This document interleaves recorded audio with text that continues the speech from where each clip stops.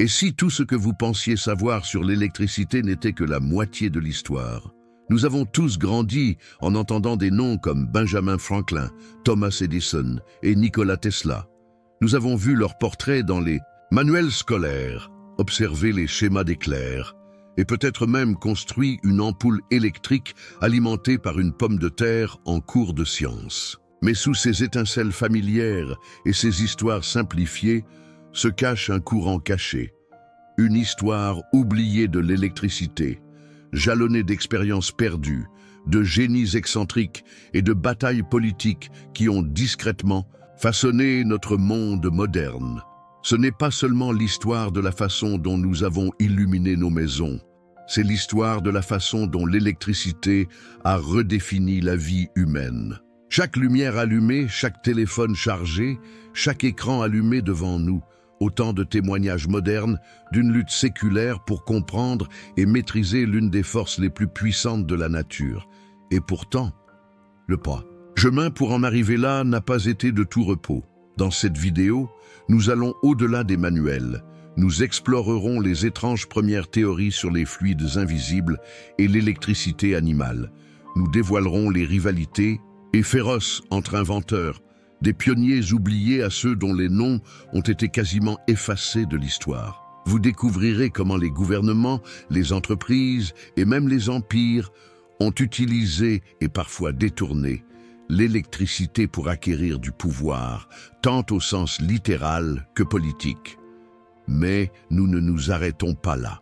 Nous retracerons également comment l'évolution de l'électricité a déclenché des révolutions dans l'industrie, la médecine, la guerre et les communications, ouvrant la voie au monde numériquement connecté dans lequel nous vivons aujourd'hui. Et à la fin, nous verrons que ce n'est pas seulement une histoire de fils et de volts. C'est une histoire d'ambition humaine, d'imagination et de maîtrise de l'invisible. Alors si vous pensez déjà connaître l'histoire de l'électricité, détrompez-vous, car ce que l'école ne vous a jamais appris pourrait bien être la partie la plus électrisante. Bien avant les interrupteurs, les prises et les réseaux intelligents, l'électricité était un mystère, une force ressentie mais incomprise. Un scintillement dans le ciel, une piqûre de poisson, un crépitement d'ambre frotté sur la fourrure. Pendant la majeure partie de l'histoire de l'humanité, l'électricité était un tour de magie de la nature, spectaculaire, dangereux et intouchable. Dans l'Antiquité, les gens observèrent des phénomènes électriques sans avoir la moindre idée de ce qu'ils voyaient. Les Grecs, par exemple, observèrent que l'ambre, une résine d'arbres fossilisés, pouvait attirer les plumes et la poussière lorsqu'on la frottait. Ils l'appelèrent électron, l'origine de notre mot moderne. Mais pour eux, il s'agissait d'une propriété curieuse et non d'un indice d'un pouvoir supérieur. Les anciens Égyptiens, quant à eux, ont rapporté des rencontres avec des poissons-chats électriques et des anguilles électriques du Nil, des animaux capables d'infliger une décharge électrique au corps humain. Ces animaux étaient considérés comme des symboles de puissance divine et non comme des batteries biologiques. L'émerveillement était palpable, mais aucun cadre de compréhension n'était possible. Ce n'est qu'au XVIIe siècle que les penseurs européens commencèrent à considérer ces phénomènes comme méritant une étude systématique. L'une des premières avancées fut celle du médecin anglais William Gilbert. En 1600, il publia De Magnete, distinguant le magnétisme de ce qu'il appelait l'attraction électrique. Gilbert n'a pas déchiffré l'électricité, mais il lui a donné un langage, une première étape cruciale. Au cours du siècle suivant, la fascination pour les effets électriques grandit. Les scientifiques commencèrent à expérimenter la génération de charges statiques à l'aide d'outils simples comme des tiges de verre, de la soie et des sphères rotatives. Otto von Guericke inventa le premier générateur électrique dans les années 1670. Un globe de soufre capable de produire de l'électricité statique lorsqu'on le tournait à la main. Bien que rudimentaire, il était révolutionnaire. Les humains n'étaient plus des observateurs passifs de l'électricité. Ils pouvaient la créer, même s'ils ne la comprenaient pas encore. Au XVIIIe siècle, l'électricité a commencé à ont quitté le domaine de la curiosité pour devenir une notion théorique. En 1733, le chimiste français Charles Dufay a proposé l'existence de deux types de fluides électriques, positifs et négatifs. À la même époque, le polymathe américain Benjamin Franklin a mené sa célèbre expérience du cerf-volant, suggérant que la foudre était une forme de décharge électrique. Bien que simplifiés dans les récits populaires, les travaux de Franklin ont contribué à combler le fossé entre l'électricité naturelle et artificielle. Pourtant, le domaine était en proie à des idées fausses. Certains croyaient que l'électricité était un fluide, d'autres un éther en apesanteur. L'idée d'électricité animale, la croyance selon laquelle les êtres vivants produisaient de l'énergie électrique, fut défendue par le scientifique italien Luigi Galvani à la fin du XVIIIe siècle. Ses expériences sur des cuisses de grenouilles se contractant sous l'effet d'une charge électrique laissaient entrevoir une théorie profonde, même si elle n'était pas encore complète. Le rival de Galvani, Alessandro Volta, n'était pas du même avis. Il pensait que l'électricité ne provenait pas de la grenouille, mais des métaux utilisés dans l'expérience. Pour prouver sa théorie, il créa la pile voltaïque en 1800, la première véritable pile. Elle produisait un flux constant de courant électrique et pour la première fois dans l'histoire de l'humanité, l'électricité pouvait être captée de manière prévisible et continue. C'est à ce moment-là que le monde passa des étincelles au courant. Cette phase de genèse, qui s'étend des observations anciennes à l'invention de Volta, a posé les bases de tout ce qui allait suivre. Ce fut un voyage fait de mythes, d'émerveillements et d'essais-erreurs. Mais surtout, elle a révélé une vérité universelle. Même les révolutions les plus avancées commencent par des questions et non par des réponses. À l'aube du XIXe siècle, l'électricité était passée du mythe à la mécanique. Grâce à l'invention de la pile par Volta, un courant constant pouvait désormais être produit, ouvrant la voie à des expérimentations contrôlées. Mais si le monde disposait du courant, il manquait encore de direction. Que pouvait réellement faire l'électricité? Faire qui pourrait en faire quelque chose de concret? Cette question a enflammé toute une génération d'inventeurs et inauguré une nouvelle ère de découverte. C'est alors qu'entre en scène Hans Christian Ørsted, un physicien danois à l'esprit curieux. En 1820, Ørsted découvrit par hasard qu'un courant électrique pouvait dévier l'aiguille d'une boussole, révélant ainsi une relation inédite entre l'électricité et le magnétisme. Ce n'était pas une simple bizarrerie, c'était une révélation. L'électricité et le magnétisme, longtemps considérés comme des forces distinctes, se retrouvèrent soudain liés en un seul phénomène. L'ère de l'électromagnétisme commençait. S'appuyant sur la découverte d'Ørsted, le scientifique français André-Marie Ampère a proposé des lois mathématiques pour décrire l'interaction. Ces équations ont jeté les bases de ce que nous connaissons aujourd'hui sous le nom d'électrodynamique, la science des moteurs, des transformateurs et des générateurs. L'électricité n'était plus statique, elle pouvait se déplacer, pousser, tourner. Mais la plus grande avancée eut lieu en 1831, lorsque Michael Faraday, apprenti relieur devenu icône scientifique, fit la démonstration du premier générateur électrique. À l'aide d'une bobine de fil et d'un aimant rotatif, il prouva que l'électricité pouvait être générée par le mouvement. Le dispositif de Faraday, la première dynamo électromagnétique, était petit et inefficace. Mais son importance ne saurait être surestimée. Il a complètement bouleversé l'équation de l'électricité. Au lieu d'avoir besoin d'une charge stockée, les humains pouvaient désormais produire de l'électricité à la demande. Les expériences de Faraday étaient élégantes et profondément intuitives. Il manquait de formation mathématique formelle, mais possédait un don rare pour la visualisation.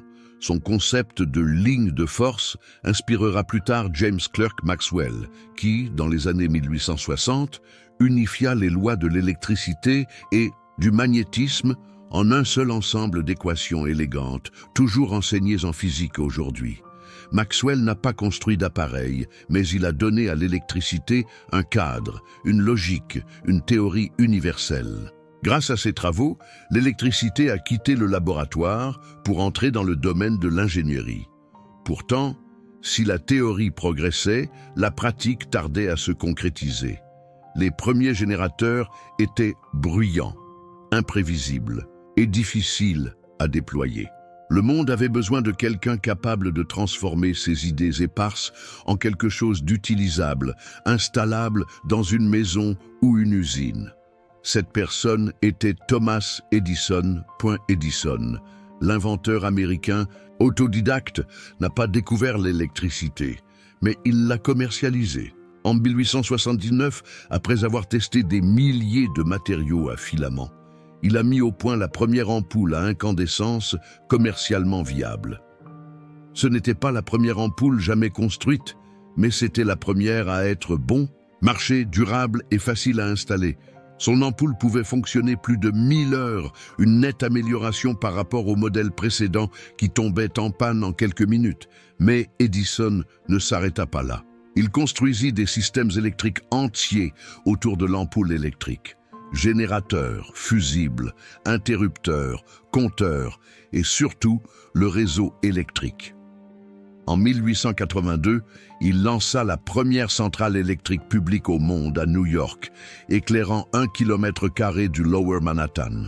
Pour la première fois, l'électricité circula non pas à titre expérimental, mais comme une infrastructure. Pourtant, même la vision d'Edison avait ses limites. Son système fonctionnait au courant continu, CC, qui peinait à transporter l'électricité sur de longues distances. Ce défi ouvrit la voie à un nouveau concurrent. Nikola Tesla, inventeur et ingénieur d'origine serbe, était le fervent défenseur du courant alternatif, CA, une méthode permettant de transporter l'électricité sur de longues distances avec un minimum de pertes. Soutenu par l'industriel George Westinghouse, le système CA de Tesla a rapidement remis en cause l'empire CC d'Edison. S'en est suivi la guerre des courants, une bataille médiatique et juridique acharnée entre deux visions concurrentes. De l'avenir électrique, Edison a dénigré le courant alternatif, le qualifiant de dangereux, allant même jusqu'à électrocuter des animaux en public pour appuyer son argument. Mais la science s'est rangée du côté de Tesla. Les systèmes à courant alternatif se sont révélés plus efficaces, plus évolutifs et, au final, plus puissants. En 1893, Tesla et Westinghouse ont remporté le contrat d'alimentation électrique de l'Exposition universelle de Chicago, un spectacle éclatant qui a stupéfié des millions de personnes et scellé la victoire du courant alternatif. Plus tard, ils ont exploité les puissantes chutes du Niagara pour produire de l'énergie hydroélectrique, distribuant ainsi l'énergie jusqu'à Buffalo, dans l'État de New York, à 42 km de là. Ce fut la véritable étincelle de l'ère électrique. Non seulement l'ampoule, mais le réseau. Non seulement l'invention, mais la distribution. Le monde était passé des dynamos manuels à des villes entières, bourdonnant de lumière et d'électricité. L'électricité n'était plus une merveille, mais une nécessité. Derrière la lueur, de chaque lampe se cachait une histoire d'épreuves, de rivalité et d'ambition inébranlables. Et ce n'était que le début. Lorsque le Niagara rugit et que Buffalo s'illumina, le monde se trouvait à l'aube d'un avenir entièrement nouveau. Un avenir alimenté non pas par des feux de charbon ou des bougies, mais par une force invisible circulant dans les fils.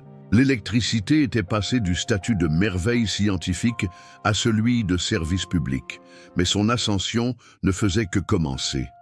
S'ensuivit un siècle de transformations époustouflantes, une réaction en chaîne chronologique d'idées, d'inventions et d'ambitions industrielles qui allaient changer à jamais notre façon de vivre, de travailler et de communiquer. Année 1890-1900. Courant alternatif contre courant continu et la naissance du réseau électrique.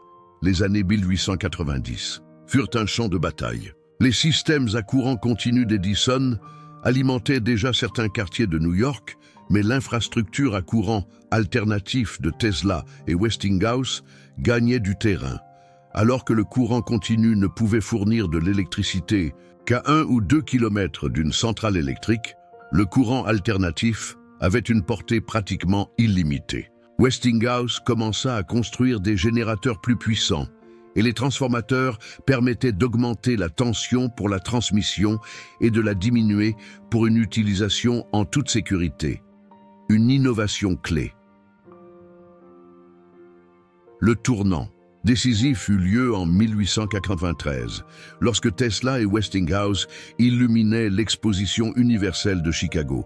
Ce fut la première exposition universelle alimentée à l'électricité, éblouissant plus de 27 millions de visiteurs. La même année, le duo remporta le contrat pour l'exploitation des chutes du Niagara.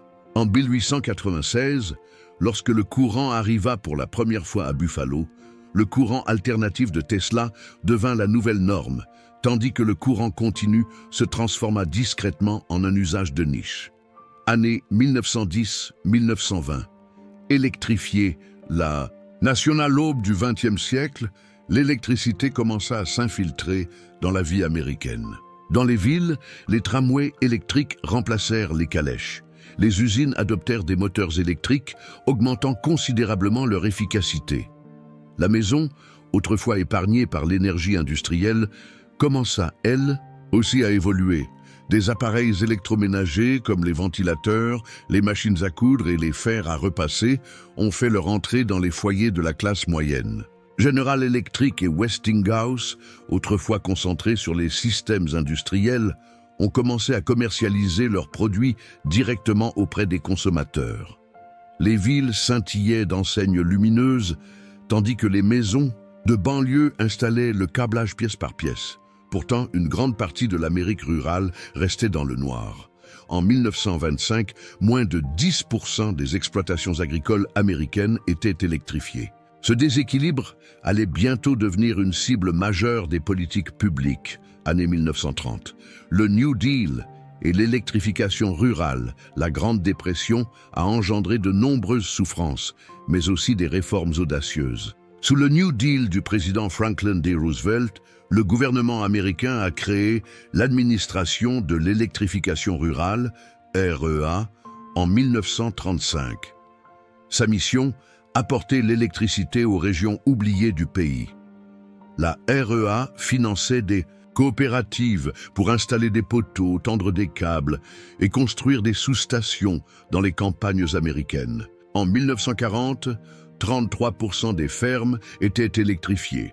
En 1950, ce chiffre atteignait 90%. La différence était révolutionnaire. Les pompes électriques remplaçaient les puits manuels. La réfrigération transformait le stockage des aliments. La lumière prolongeait les heures de travail et l'éducation. L'électricité était devenue plus qu'une commodité. C'était une force démocratisante, réduisant le fossé entre les zones rurales et urbaines. Année 1940-1950. Innovation. En temps de guerre et expansion d'après-guerre, la Seconde Guerre mondiale a donné lieu à une course aux armements électriques. Les radars, les machines de décryptage comme le Colossus britannique et les débuts de l'informatique reposaient sur des systèmes électriques complexes.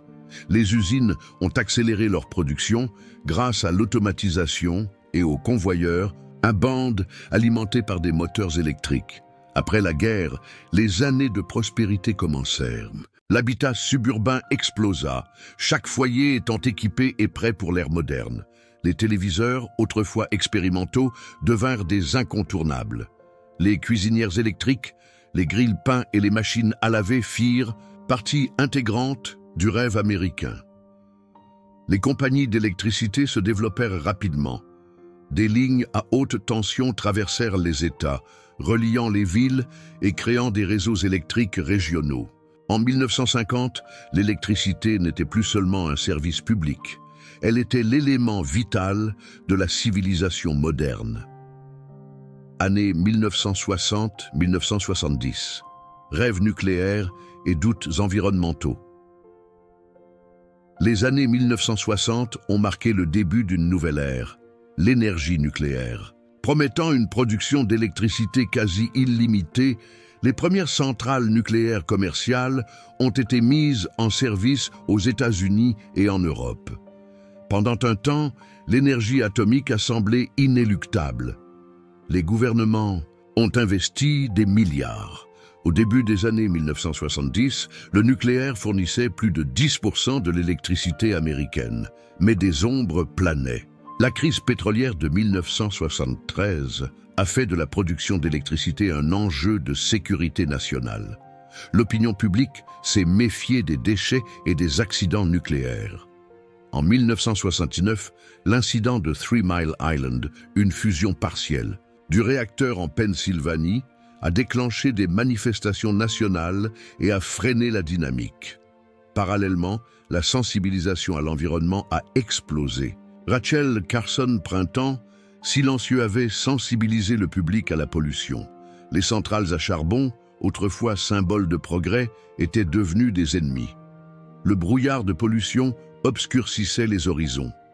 Des pluies acides s'abattaient. L'idée que l'électricité pouvait être aussi bien bénéfique que néfaste s'était enracinée.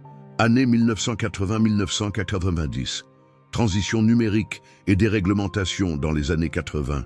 L'électricité est passée discrètement au numérique. L'essor des ordinateurs, des modems et des microprocesseurs a transformé l'alimentation électrique et son utilisation. Les bureaux se sont remplis de néons et d'écrans bourdonnants. Les ordinateurs personnels ont fait leur entrée au salon. Les données, et pas seulement la lumière ou la chaleur, circulaient par les cordons d'alimentation. Parallèlement, les gouvernements ont commencé à déréglementer les marchés de l'électricité. Les monopoles des services publics ont cédé la place à la concurrence. Dans certaines régions, les consommateurs pouvaient désormais choisir leur fournisseur d'énergie. L'innovation a prospéré, tout comme la complexité. Les énergies renouvelables ont commencé à s'imposer. La Californie a expérimenté des parcs éoliens. L'Allemagne a encouragé l'énergie solaire. Les graines d'un nouveau type de réseau, électrique, décentralisé, numérique et diversifié, étaient semées. Année 2000-2010, énergie intelligente, énergie verte, au tournant du millénaire, l'électricité est devenue plus intelligente. Les compteurs intelligents suivaient la consommation en temps réel. La domotique, thermostat, éclairage, prise, offrait aux utilisateurs un meilleur contrôle. Des panneaux solaires sont apparus sur les toits. Les véhicules électriques ont commencé à s'immiscer sur les routes. Le réchauffement climatique est devenu un enjeu majeur. La volonté de décarbonation a réorienté les investissements du charbon et du gaz vers le solaire, l'éolien et l'hydraulique. D'importants projets éoliens offshore ont été lancés en Europe. La Chine est devenue le premier producteur mondial de panneaux solaires. La catastrophe nucléaire de Fukushima en 2011 a une fois de plus ébranlé la confiance dans l'énergie atomique, notamment au Japon et en Allemagne. Pourtant, la consommation d'électricité a explosé à l'échelle mondiale, des milliards de personnes y ayant accès pour la première fois. Année 2020. L'électrification de tout aujourd'hui, l'histoire de l'électricité a atteint un nouveau tournant. La planète connaît ce que certains appellent l'électrification de tout. Voitures, camions et même avions passent à l'électricité. Les chaudières et chauffe-eau à gaz sont remplacées par des pompes à chaleur.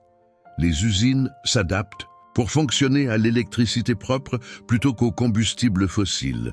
Le réseau lui-même est en pleine transformation.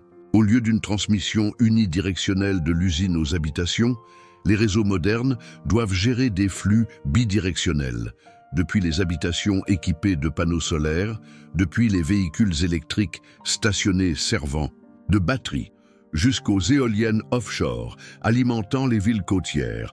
L'IA permet désormais d'équilibrer l'offre et la demande en temps réel. Des entreprises privées comme Tesla, Siemens et Nextera façonnent ce nouvel écosystème aux côtés des services publics nationaux et des ONG internationales. Des pays entiers, de la Norvège au Costa Rica, approchent les 100% d'énergie renouvelable. Pourtant, des défis subsistent. Le stockage de l'énergie, la fiabilité du réseau et son accessibilité financière continuent d'évoluer. Les pays en développement ont besoin d'infrastructures. Les batailles politiques autour de la politique climatique font rage. Mais une chose est sûre, l'électricité, autrefois une merveille, est aujourd'hui le fondement de la vie moderne. Et elle continue d'évoluer. Dans toute histoire technologique, il y a un moment où l'innovation quitte le laboratoire, l'atelier et l'élite pour entrer pleinement dans les mains du public. Pour l'électricité, ce moment n'est pas arrivé avec la première ampoule ou le premier générateur. Il est arrivé lorsque des quartiers entiers se sont illuminés, lorsque les usines ont été alimentées en courant, lorsque la vie quotidienne elle-même a commencé à graviter autour d'un nouveau type d'énergie. Ce moment a été la véritable révolution. Le tournant décisif s'est produit au début du XXe siècle, lorsque l'électricité est passée du statut de nouveauté à celui de nécessité. Des villes comme New York, Londres et Berlin avaient déjà commencé à construire des réseaux électriques au tournant du siècle. Mais l'accès était limité, souvent coûteux et peu fiable. Les premiers systèmes électriques alimentaient les foyers aisés, les théâtres de luxe et certaines entreprises. Dans de nombreuses régions, les habitants dépendaient encore des lampes à gaz et des poêles à charbon. Ce qui a tout changé, c'est l'échelle. À mesure que les compagnies d'électricité se sont développées et standardisées, les prix ont chuté. La diffusion du courant alternatif porté par Tesla et Westinghouse a permis à l'électricité de voyager plus loin, dépassant ainsi les centres-villes. Les services publics ont commencé à poser des câbles à travers les banlieues, puis dans les campagnes. Davantage de personnes se sont connectées, davantage d'infrastructures ont été construites. La demande a explosé. L'électroménager a accéléré cette évolution. Avec l'arrivée des fers à repasser, des ventilateurs et des radios électriques, les consommateurs ne voulaient plus seulement de l'électricité, ils en avaient besoin. Soudain, avoir une prise électrique chez soi signifiait accès au divertissement, au confort et même à un statut social. Des fabricants comme General Electric et Westinghouse ne se contentèrent pas de vendre des machines. Ils proposaient un nouveau mode de vie, promu par des slogans comme « Vivre mieux grâce à l'électricité ». Le monde du travail a également évolué. Les usines sont devenues plus productives et plus sûres grâce au remplacement de la vapeur par des moteurs électriques. Le travail de bureau s'est transformé avec l'arrivée des machines à écrire, des machines à calculer et des lampes fluorescentes. L'électricité n'a pas seulement prolongé la journée de travail, elle a redéfini la nature même du travail. Puis vint la communication. Le télégraphe avait déjà prouvé que l'électricité pouvait transmettre des messages. Mais le téléphone, puis la radio, apportèrent voix et son dans les foyers des quatre coins du monde. Les émissions connectèrent des millions de personnes en temps réel. En 1938, lorsqu'Orson Welles lutte la guerre des mondes sur les ondes américaines, les auditeurs terrifiés croyaient que c'était réel, preuve de la nouvelle portée culturelle de l'électricité. La transformation la plus négligée est peut-être celle de l'électricité-temps. Grâce à l'éclairage, les gens n'étaient plus soumis à l'horaire du soleil. Les magasins restaient ouverts tard. Les villes bourdonnèrent d'activités 24 heures sur 24, 7 jours sur 7. Même les rythmes du sommeil, des repas de famille et des événements publics ont commencé à changer. L'électricité a donné un nouveau rythme à la vie moderne. Plus rapide, plus lumineuse, plus animée. Bien sûr, cette révolution n'a pas été universelle ni immédiate. Les zones rurales de nombreux pays ont été à la traîne. Il a fallu attendre des programmes comme la loi américaine sur l'électrification rurale dans les années 1930 ou les campagnes d'infrastructures post-coloniales en Inde et en Afrique pour qu'un accès plus large soit devenu possible.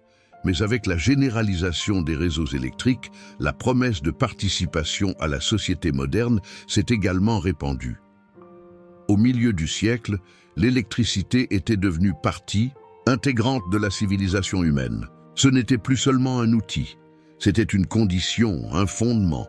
De la lumière et de la chaleur au son et au mouvement, la journée de l'individu moyen était alimentée, rendue possible et régulée par le courant électrique qui bourdonnait derrière ses murs.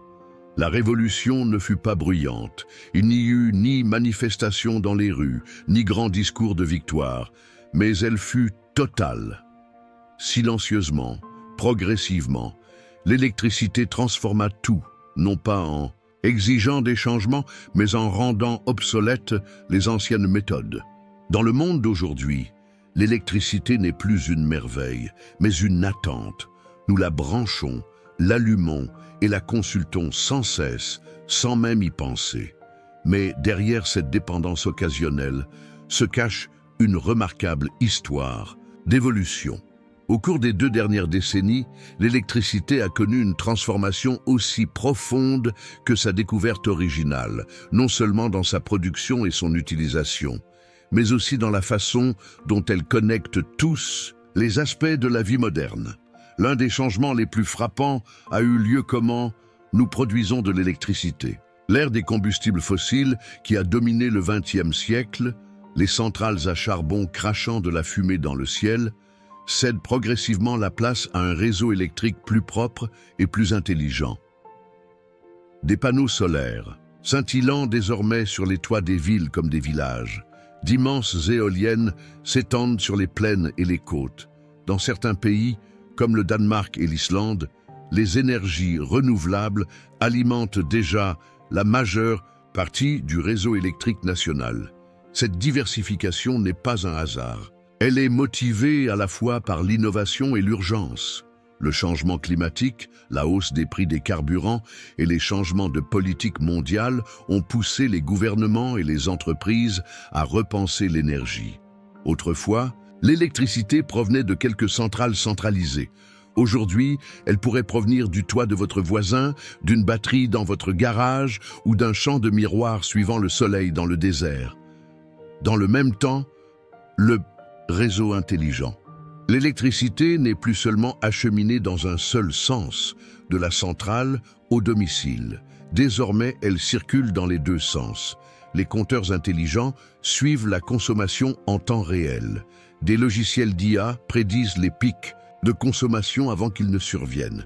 Certains foyers, même donner l'énergie, est renvoyée au réseau.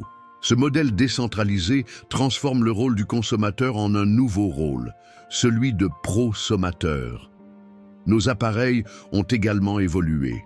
Les ampoules ne sont pas seulement plus lumineuses, elles sont aussi plus efficaces et intelligentes. Les LED consomment une fraction de l'énergie des anciens modèles à incandescence et peuvent durer jusqu'à 25 fois plus longtemps. Nombre d'entre elles sont désormais connectées à Internet et changent de couleur et d'intensité d'une simple pression sur un smartphone. Les appareils électroménagers ont suivi le mouvement. Les réfrigérateurs peuvent envoyer des alertes de maintenance. Les machines à laver ajustent leur cycle en fonction du tarif horaire de l'électricité. Les systèmes de chauffage et de climatisation s'adaptent à l'occupation, à la météo et à vos habitudes personnelles. L'électricité n'est plus un simple service d'arrière-plan. Elle fait partie intégrante d'un mode de vie intégré et adaptatif.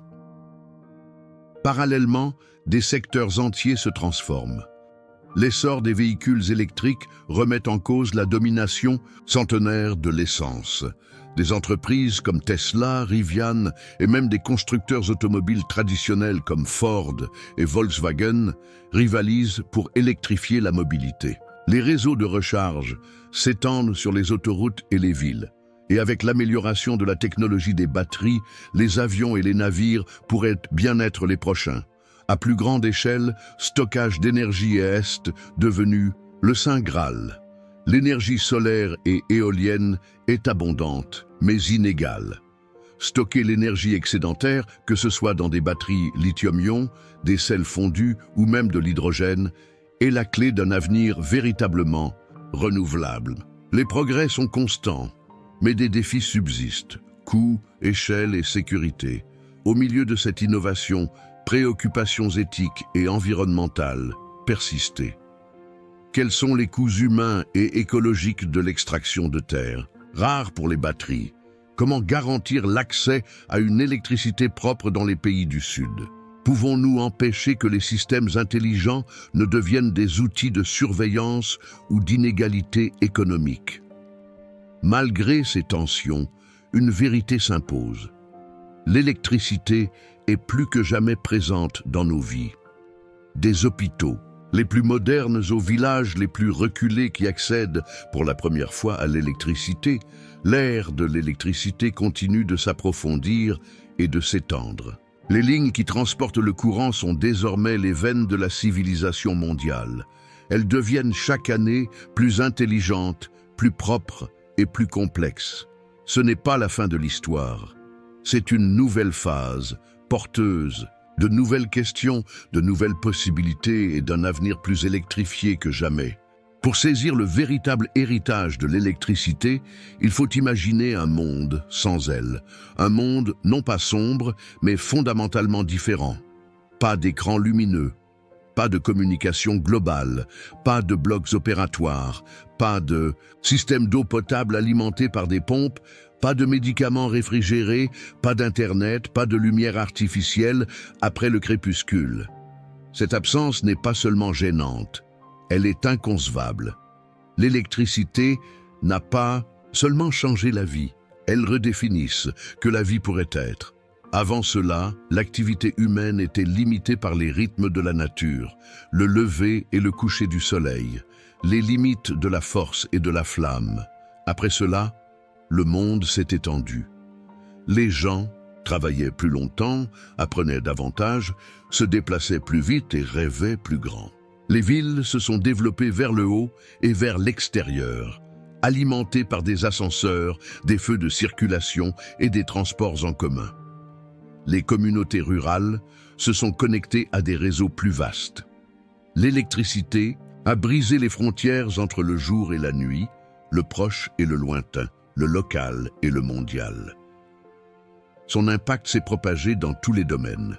En science, elle a permis de nouvelles découvertes en physique, en biologie et en chimie. En médecine, elle a donné naissance aux rayons X, aux IRM et à des équipements permettant de surveiller, d'examiner et de réanimer des vies.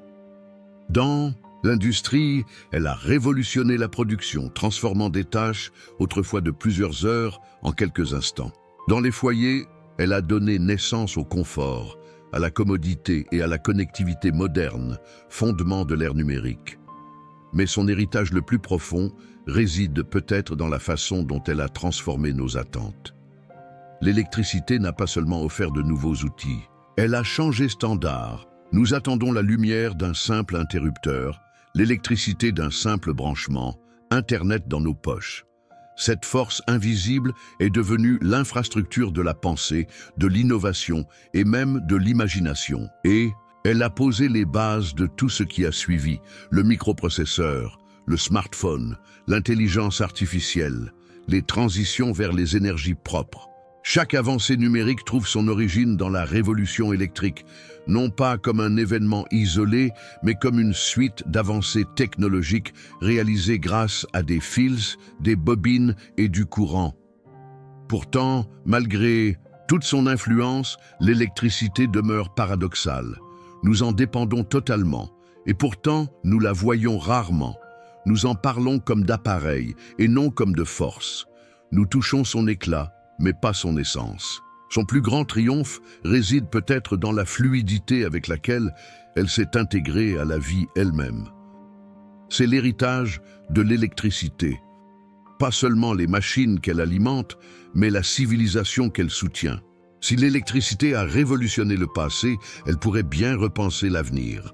À l'aube d'une nouvelle frontière technologique, la question n'est plus de savoir si l'électricité alimentera nos vies, mais jusqu'où elle nous mènera. L'une des tendances les plus prometteuses est la hausse continue de systèmes énergétiques décentralisés. Grâce au progrès des technologies solaires, éoliennes et des batteries, les quartiers et même les maisons individuelles deviennent de véritables centrales électriques miniatures. Des micro-réseaux apparaissent, des réseaux indépendants et localisés, pouvant fonctionner avec ou sans connexion au réseau principal. Dans les régions reculées, ils offrent une indépendance énergétique. Dans les villes, ils renforcent la résilience face aux pannes d'électricité ou aux catastrophes climatiques. Stockage d'énergie progresse rapidement. De nouvelles chimies de batteries à semi-conducteurs, sodium-ion et même à flux organiques sont explorées pour une capacité et une sécurité accrues. Elles seront essentielles à mesure que le monde évolue vers des sources d'énergie renouvelable intermittentes. Dans un avenir proche, votre voiture électrique pourrait également servir de générateur de secours pour votre maison. Entre-temps, transmission d'énergie sans fil, autrefois le rêve de Tesla, fait un retour prudent. Bien qu'encore à ses débuts, les chercheurs explorent des moyens de transmettre de l'électricité sur de courtes distances, grâce aux micro-ondes ou au laser, ce qui pourrait révolutionner l'alimentation des appareils, des drones, voire des satellites. Et puis il y a IA et automatisation. Les systèmes de réseau intelligents géreront bientôt l'électricité en temps réel, équilibrant l'offre et la demande, prédisant les pannes et optimisant les flux d'énergie sans intervention humaine. L'électricité ne sera pas simplement distribuée, elle sera gérée, savante et personnalisée. Nous pourrions même voir l'électricité nous emmener hors de la Terre. Des projets pour habitats lunaires et martiens. Nous dépendons fortement des systèmes électriques, des panneaux solaires aux technologies de survie. La même énergie propre et adaptable qui a transformé la Terre pourrait désormais alimenter notre expansion au-delà de ses frontières. Mais tout cela s'accompagne de nouveaux défis, l'équité énergétique, la confidentialité des données, les tensions géopolitiques autour des minéraux rares et l'empreinte environnementale même des technologies propres. Alors, qu'en pensez-vous? L'électricité favorisera-t-elle un monde plus vert et plus connecté ou introduira-t-elle de nouvelles formes de contrôle et d'inégalité? Votre maison pourrait-elle un jour générer magasins et commerces un pouvoir? Comme une monnaie numérique, faites-le nous savoir dans les commentaires. Qu'est-ce qui vous enthousiasme le plus dans l'avenir de l'électricité? Qu'est-ce qui vous inquiète encore? Ainsi, des étranges étincelles d'ambre, anciens au réseau intelligent du XXIe siècle, nous avons retracé un parcours qui a remodelé la civilisation. L'électricité n'a pas seulement alimenté les machines, elle a été le moteur du changement. Elle a illuminé nos villes, connecté nos voies, et aujourd'hui elle façonne l'avenir d'une manière que nous commençons à peine à imaginer. Et pourtant, une grande partie de cette histoire reste méconnue. Les rivalités, les inventeurs, oubliez les luttes politiques cachées dans l'ombre des ampoules allumées et des fils électriques bourdonnants. Merci de nous avoir rejoints dans ce voyage électrisant à travers le temps. Si cette vidéo vous a été utile, n'hésitez pas à la consulter. Comme cela. Cela aide vraiment les esprits les plus curieux à trouver notre travail. Partagera avec quelqu'un qui pense toujours qu'Edison a tout inventé.